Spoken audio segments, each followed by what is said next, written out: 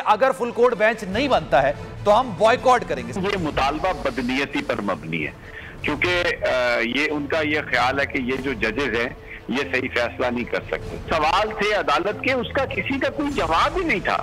आप किसी को वोट ना दें, इसका मतलब आप ये बेसिकली कह रहे हैं कि चौधरी शुजात जो हैं वो ये कह रहे हैं कि चौधरी परवेज इलाही जो है वो अपने आप को भी वोट ना दें। उन्होंने अपने मेंबरान तक को तो बताया नहीं था कुछ। अगर मेंबरान को भी नहीं बताया हुआ था उनको, तो वो लेटर डिप्टी स्पीकर के पास कहां से आया और क्यों आया? कोई ना कोई प्रॉब्लम हुई है कहीं ना कहीं। अब मैं उनके इसको मुझे बैकग्राउंड नहीं पता है लोगों का कहां से क्या हुआ, मगर कुछ ना कुछ है इसके पीछे। बोलने रखिए रवायत बरकरार। हम खबर आपको दे रहे हैं इस्लामाबाद सुप्रीम कोर्ट से। बड़ी अदालत ने बड़ा फैसला सुनाना शुरू कर दिया है। हर ब्रेकिंग सबसे पहले। इससे पहले आपको बताते चले कि सुप्रीम कोर्ट ने हुकूमत और इत्तेहादी जमातों की फुल कोर्ट बेंच तश्कील देने की दरखास्त को मुस्तरद कर दिया था। दिखाया सब कुछ सबसे पहले बोलने। डेप्यूटी स्पीकर की रूलिंग की समाअत कल तक के लिए मुलतवी हो गई है। समी इब्राहिम साहब इस वक्त हमारे साथ मौजूद हैं, उनसे मजीद बात करेंगे। दीगर मेहमान गिरामी भी हमें ज्वाइन करेंगे। समी इब्राहिम साहब, इत्तेहादी हुकूमत की जानिब से जिस तरह के फैसले की उम्मीद की जा रही थी, आज उन्होंने ये फैसला दे दिया है। राना सनाउल्लाह साहब ने भी आज सुबह ये बात की थी कि अगर फुल कोर्ट बेंच नहीं बनता है तो हम बॉयकॉट करेंगे। सबसे पहला सवाल सर, क्या इनके बॉयकॉट करने से कोई फर्क पड़ेगा समाअत पर, केस पर? केस ऑलरेडी हार चुके हैं, और अगर फुल कोर्ट बेंच बनाने का मुतालबा इसलिए होता कि वाकई कोई संजीदा कॉन्स्टिट्यूशनल इशू है, तो मेरा ख्याल है कि सुप्रीम कोर्ट इसको बना देती और सारी जमातें जो है ना, दूसरे भी पाकिस्तान के लोग भी इसकी हमायत करते। लेकिन ये मुतालबा बदनीयती पर मबनी है, क्योंकि ये उनका ये ख्याल है कि ये जो जजेस हैं ये सही फैसला नहीं कर सकते। तो ये इसलिए ये मुस्तरद हो गया, बेंच ने इसको मुस्तरद कर। ये कल ना भी आए तो ये मुकदमा हार चुके हैं। जो रिमार्क्स आए हैं, जो कानून है उसके तहत तो बिल्कुल किसी तरह की कोई गुंजाइश ही नहीं है कि हमजा शहबाज जो हैं वो वज़ीर आला बन सके, इसलिए कि एक तो उनको वोट कम मिले हैं, और दूसरा जो बिल्कुल आइन वाज़े है कि पार्लियामानी पार्टी जो है उसकी हदायत होती है और उसी का फैसला होता है। पार्टी हेड जो है उसका इसमें कोई अमल दखल नहीं है। तो ये अगर वो कल आए तो भी, आज भी ये अदालत उनसे सवाल करती रही, किसी के पास इसका जवाब नहीं था। 19 दफा आज भी अदालत के जो डिप्टी स्पीकर ने कहा कि सुप्रीम कोर्ट के अपने फैसले में है कि पार्टी सदर जो है वो डायरेक्शन देता है वोट के लिए पार्लियामेंट के अंदर, तो ये दिखा दें हमें। लेकिन ना वो पैरा था, इन्होंने मिस कोट किया, और ना ही वो दिखा सके, और फिर आर्टिकल 9 के तहत जो डिप्टी स्पीकर हैं वो इस्तिस्ना मांगते रहे। तो कोई फर्क नहीं पड़ेगा, और ये फैसला कल आ जाएगा, और हमजा शहबाज और पीडीएम हुक्मरान इत्तेहाद जो है ये पंजाब में इनकी हुकूमत खत्म हो जाएगी और परवेज इलाही कल वजीर आला बनेंगे। और मैं उम्मीद करता हूं कि सुप्रीम कोर्ट बेंच अपने फैसले में हल्फ वजीर आला का जो है उसके हवाले से भी कोई वाजे डायरेक्शन देगा, ताकि जो डर्टी गेम ये गवर्नर। सर मुझे आगे बढ़ना अनवर मंसूर की जानिब। सर लेकिन मैं एक सवाल आपसे करना, आज ये जो सारा मामला हुआ बेसिकली यही था ना, सुप्रीम कोर्ट की जानिब से बार बार ये पूछा गया कि जनाब हमने जो आपने हमारे ऊपर रख के जो ये बोला है कि हमारे वर्डिक्ट के मुताबिक पार्टी सदर ही इन तमाम चीज़ों का इख्तियार रखता है कि वोट देना ही नहीं देना, ये कहाँ लिखा हुआ है? और दूसरा सर, हुकूमती नुमाइंदों की जानिब से जितने भी वकला पेश हुए, क्या किसी ने इस बात को कहा कि रूलिंग सही थी या गलत थी? इस हवाले से कोई बात की उन्होंने?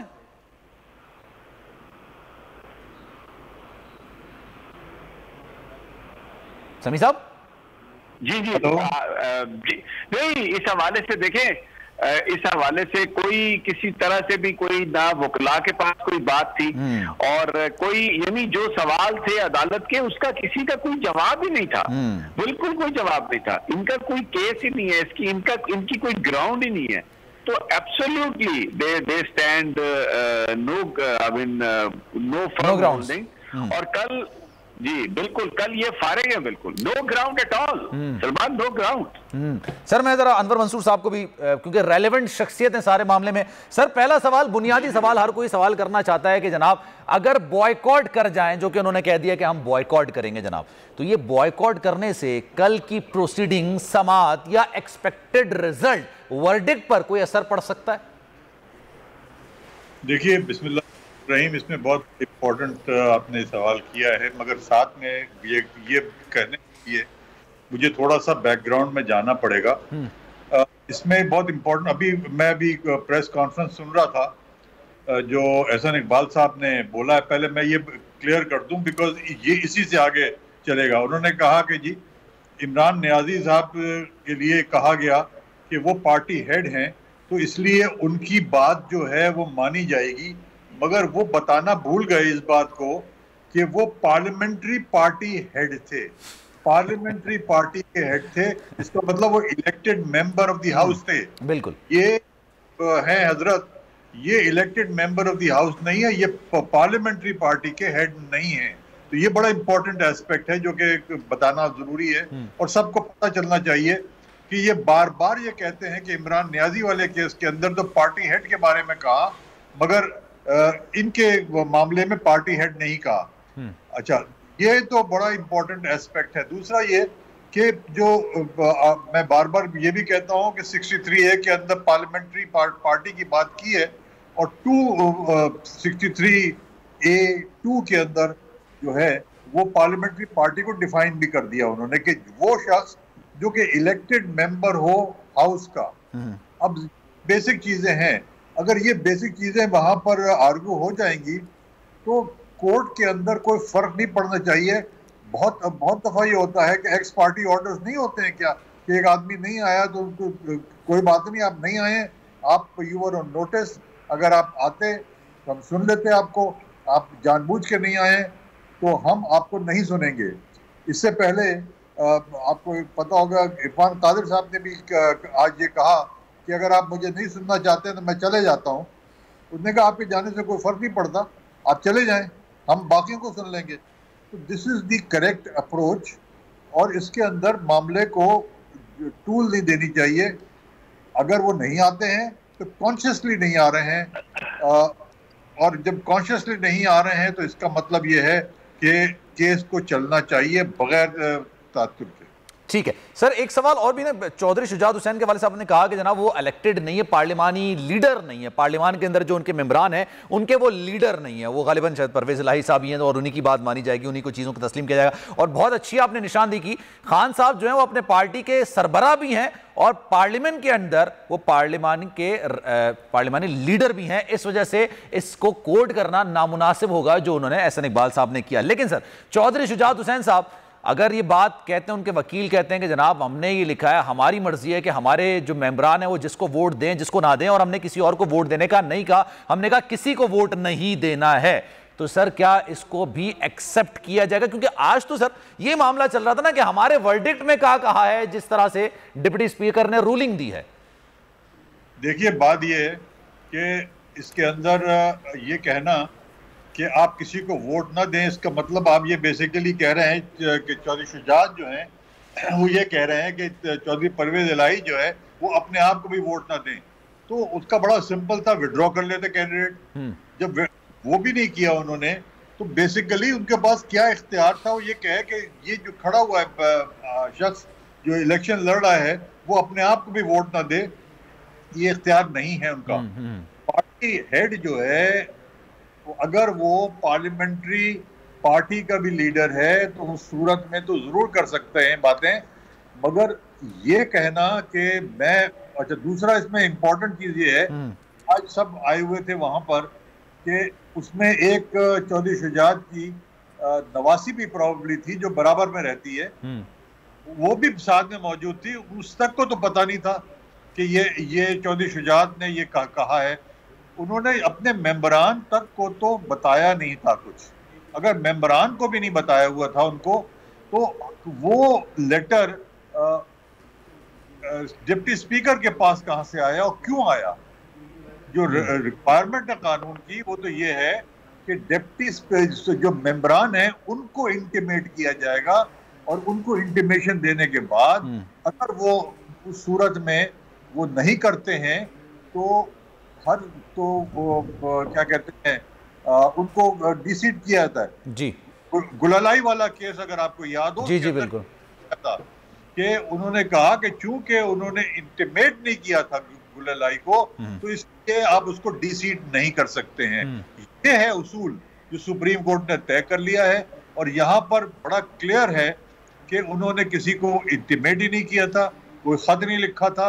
उस खत के अंदर यह भी नहीं लिखा हुआ है कि जो पार्टी लीडर जो पार्लियामेंट्री लीडर है उसने जो खत दिया है सबको, जिसमें उन्होंने कहा कि परवेज इलाही को आप वोट करेंगे, वो उसको डिनाई भी नहीं किया हुआ है उन्होंने। तो ये सब बातें देखकर ठीक है, ये लगता है कि उन्होंने समझ लिया है गवर्नमेंट ने कि वो इसमें कामयाब नहीं हो सकते हैं, तो उसका तरीका उन्होंने ये निकाला कि हम बॉयकॉट करेंगे। सर, इस सारे मामले का जो भी कानूनी पहलू है मैं अनवर मंसूर साहब से पूछते रहा हूं, लेकिन सियासी पहलू भी बहुत है। हम इदारों का एहतराम करते हैं, इदारों का एहतराम हम सब पर लाजिम है, और अदलिया वो जगह है, वो इदारा है जहां पर इंसाफ प्रोवाइड किया जाता है, इंसाफ मिलता है, फौरी इंसाफ मिलना चाहिए। लेकिन इस तरह का बॉयकॉट करना बुनियादी सवाल, और पाकिस्तान की बड़ी सियासी जमातें जो कि सख्त हुकूमत के अंदर है जनाब, वो इंसाफ फराहम करने वाले इदारे पर अदम एतमाद की एक साजिश तो नहीं लग रही आपको कहीं? ये बेसिकली कोई ना कोई प्रॉब्लम हुई है कहीं ना कहीं।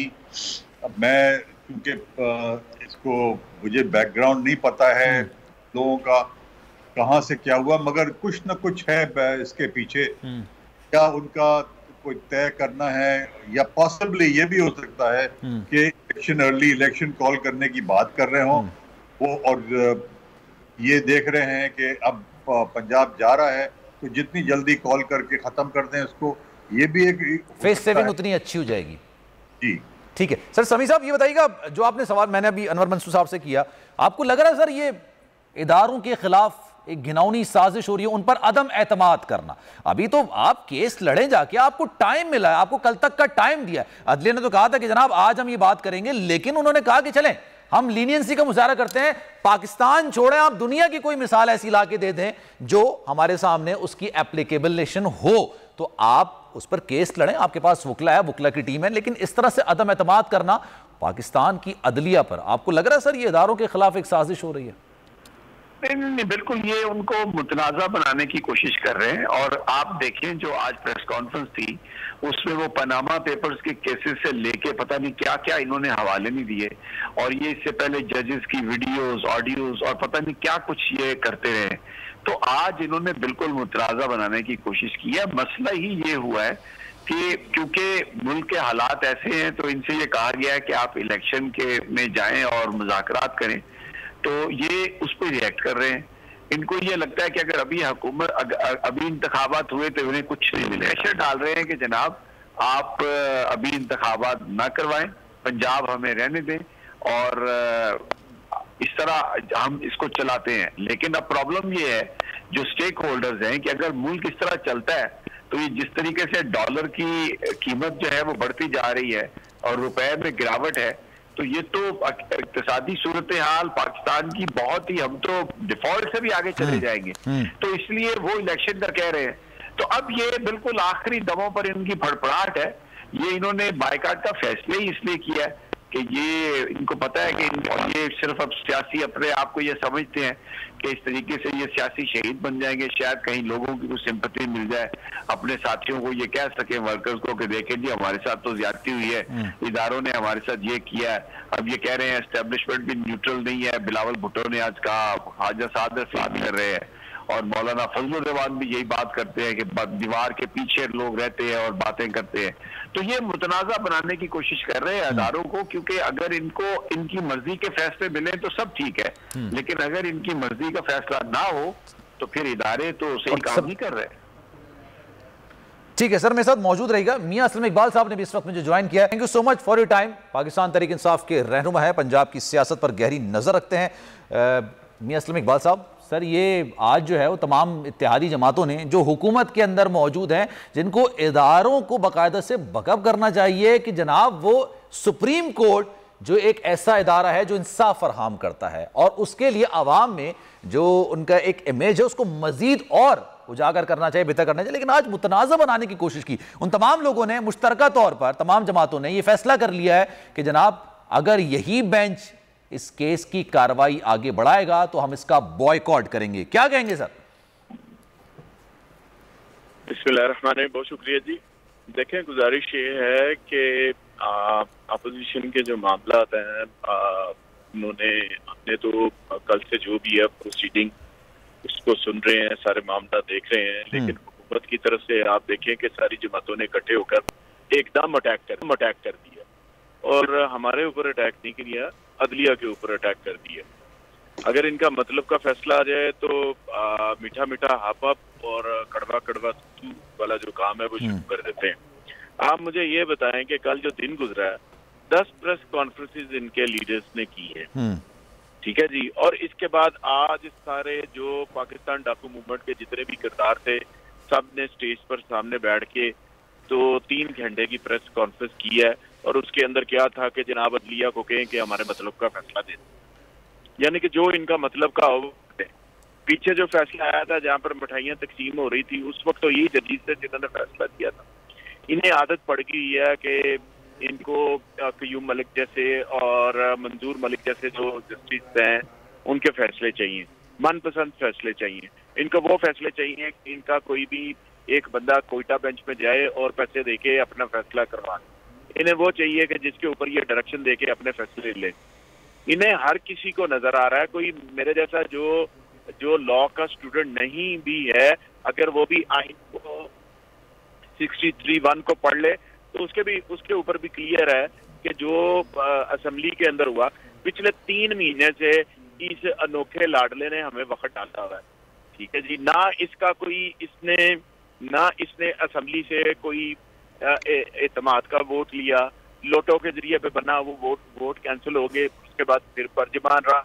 हम फिर उसके साथ सब्र के साथ कोर्ट में जाके इनका मुकाबला कर रहे हैं, कोई मसला नहीं है। हम कोर्ट को देखते हैं और कोर्ट जो फैसला करेगा हमारे लिए वो ऑनरेबल है, हमारे लिए काबिल कबूल है। लेकिन 3 महीने से नजायज गैर आईनी गैर कानूनी वजीर आला बन के बैठा हुआ है और हर वो बजट भी पास कर लिया, वो गैर कानूनी बजट है वो भी पास कर लिया। आज 60 रुपए काबीना भी बना ली सर जल्दी में।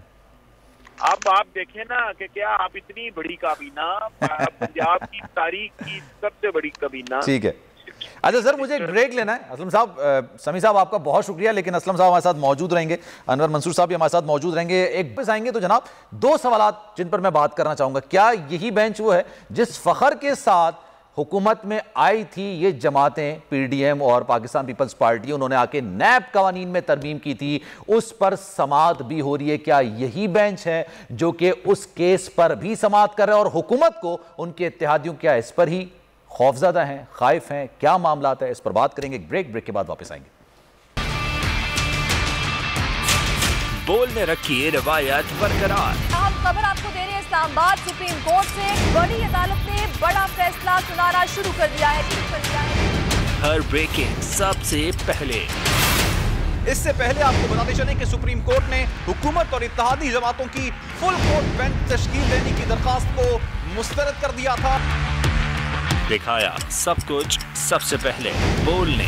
डेप्यूटी स्पीकर की रूलिंग की समाअत कल तक के लिए मुलतवी हो गई है। जनाब एक बार फिर से आपको खुशामदीद कहते हैं और असलम इकबाल साहब इस वक्त हमारे साथ मौजूद हैं, उनसे गुफ्तगू का सिलसिला आगे बढ़ाएंगे। सर ये बताइएगा, लेट्स सपोज अगर जो कि लग रहा है अब, लेकिन खैर प्रोटेक्शन की बात की जाती है, फ्रेंड्स बर्थ की बात की जाती है, अगर आपके हक में फैसला आ गया है तो लोग ये जानना चाहते हैं कि दोबारा इंतखाबात होंगे क्या, या फिर सिर्फ इस बात का फैसला किया जाएगा कि परवेज इलाही सीएम होंगे, हमजा शहबाज नहीं होंगे? हमजा शहबाज की रूलिंग अगर गलत होगी तो जनाब फिर अब वो फैसला तब्दील हो जाएगा, इसके अलावा कुछ हो सकता है?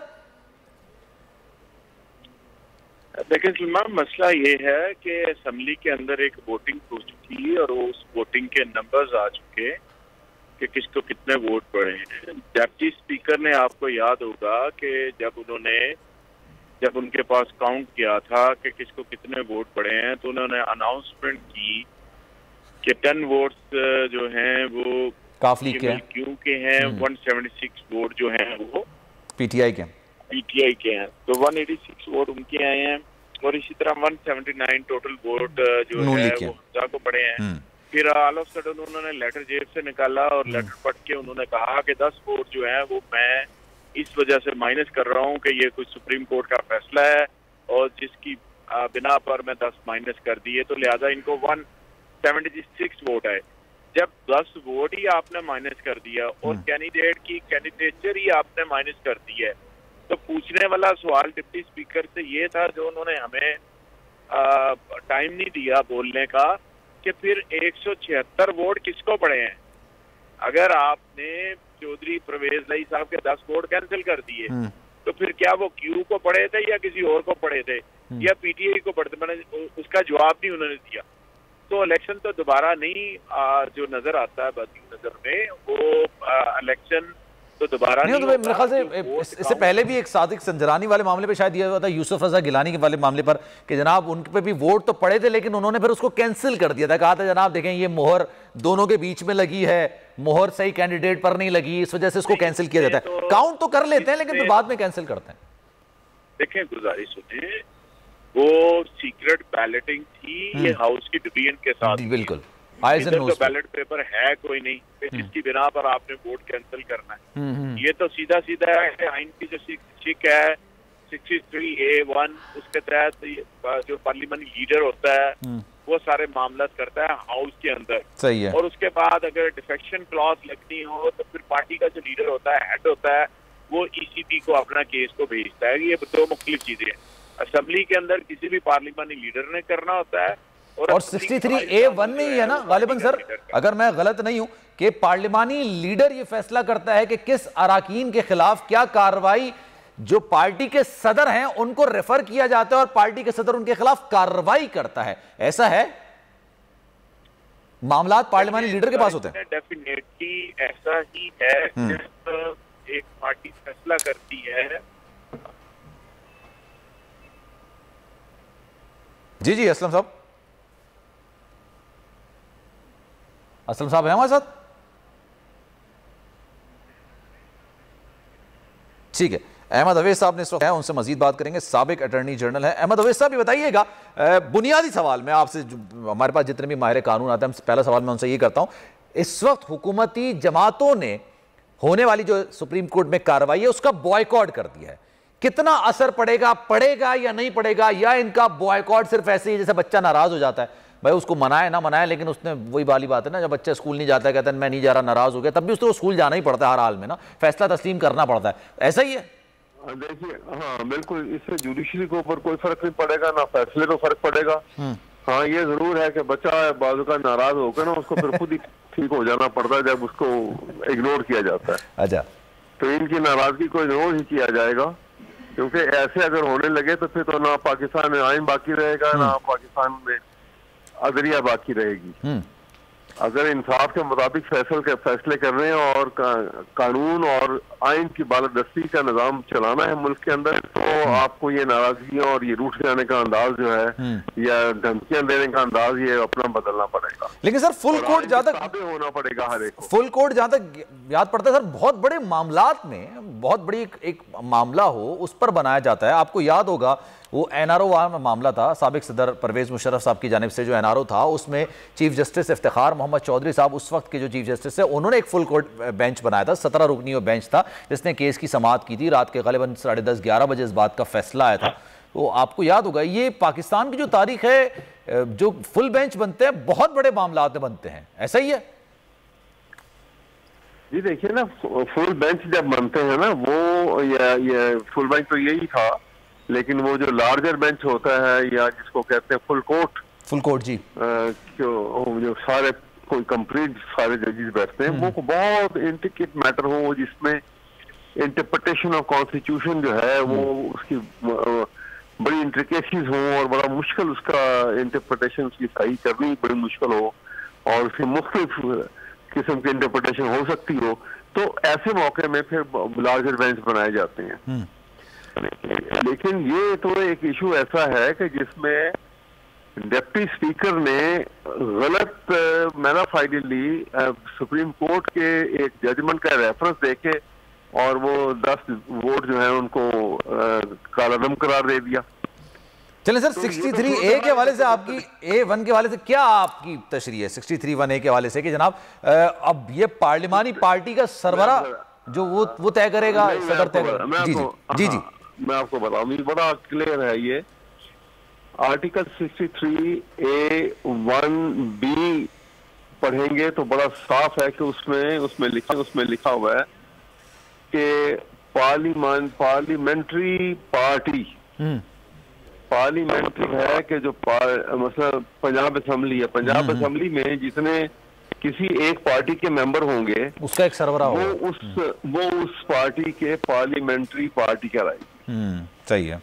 और उसका जो होगा ना डायरेक्शन, उसकी वो लाजिम होगा पार्टी के मेंबरान के ऊपर कि वो उसको, अगर वो कहेगा फलां को वोट देना तो उसको वोट देंगे, कहेंगे एब्सटेन करना तो एब्सटेन करेंगे।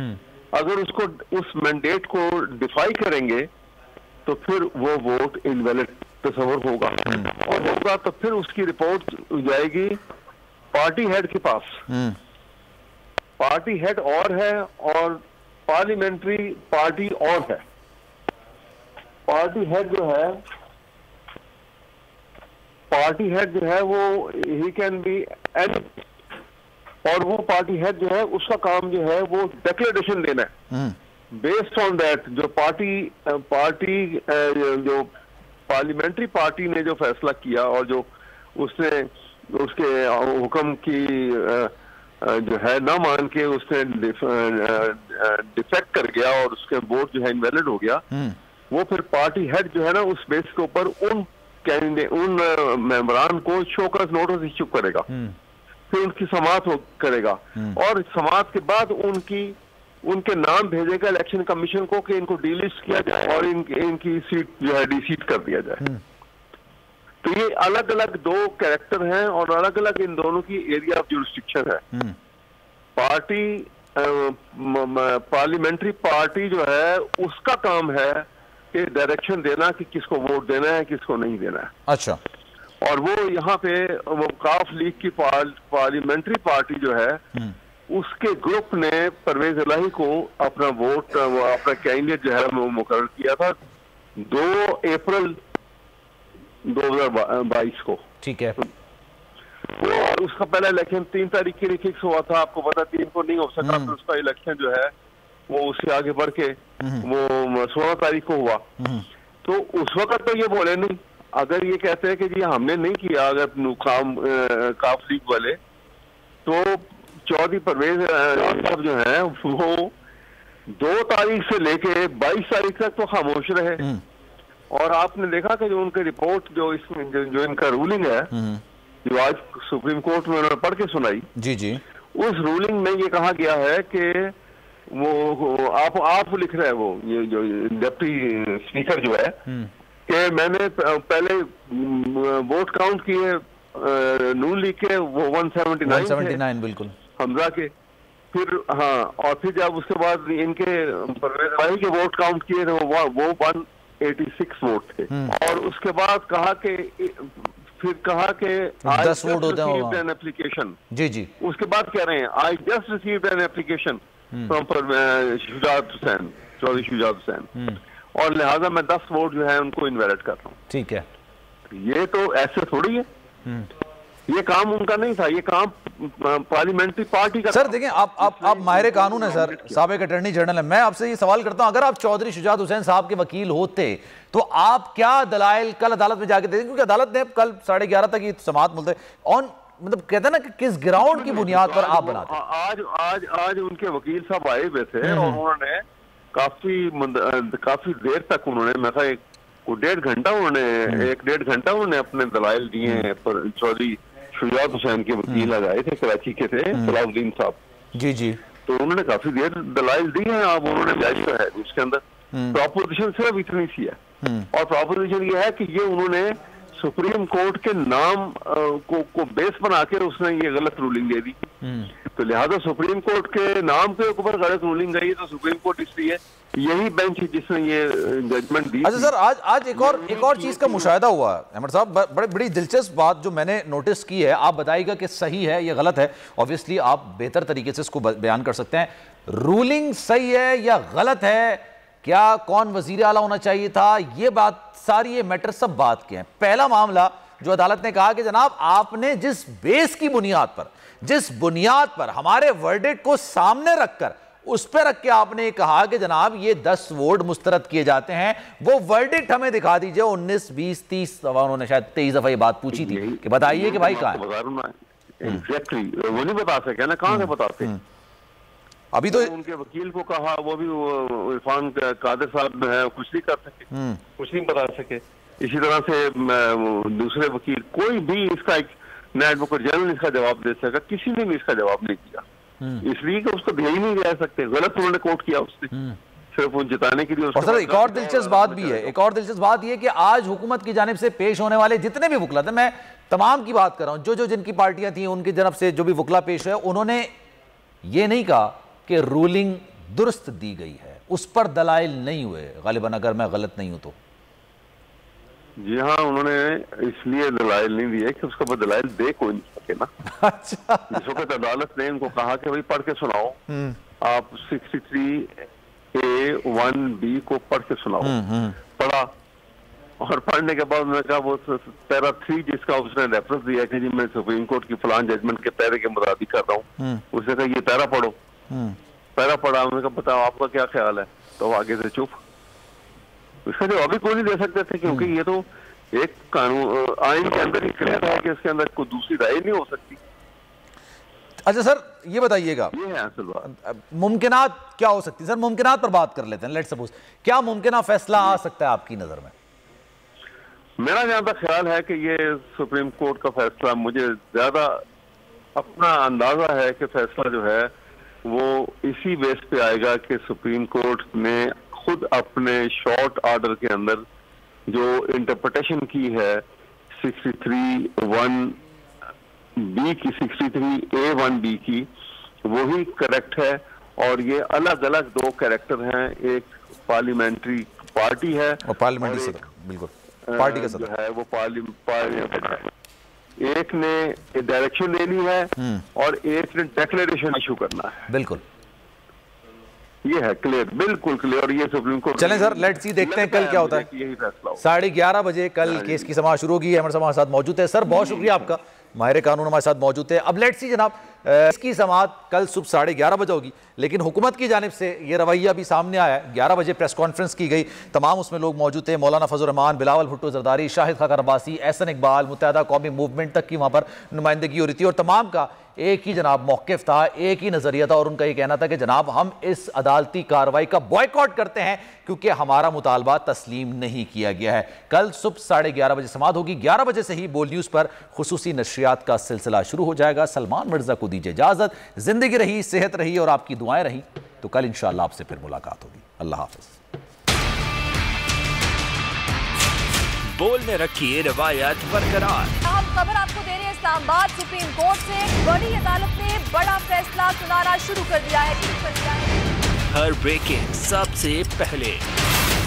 इससे पहले आपको बताते चलें कि सुप्रीम कोर्ट ने हुकूमत और इत्तेहादी जमातों की फुल कोर्ट बेंच तश्कील देने की दरखास्त को मुस्तरद कर दिया था। दिखाया सब कुछ सबसे पहले बोलने। डेप्यूटी स्पीकर की रूलिंग की समाअत कल तक के लिए मुलतवी हो गई है। सब्सक्राइब करें और बेल दबाएं ताकि कोई खबर रह न जाए।